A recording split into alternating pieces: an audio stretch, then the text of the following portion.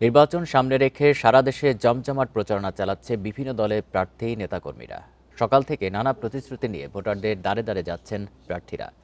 বরিশালে প্রচারণায় ব্যস্ত সময় পার করছেন প্রার্থীরা। সকালে আদালত এলাকায় আইনজীবীদের সাথে প্রচারণা চালান বরিশাল ৫ আসনের বিএনপি মনোনীত প্রার্থী অ্যাডভোকেট মুজিবুর রহমান সরোয়ার। ফরিদপুর ৪ আসনের বাংলাদেশ খেলাফত মজলিসের মনোনীত প্রার্থী মাওলানা মোহাম্মদ মিজানুর রহমান মোল্লার নির্বাচনী গণমিছিল করেছেন।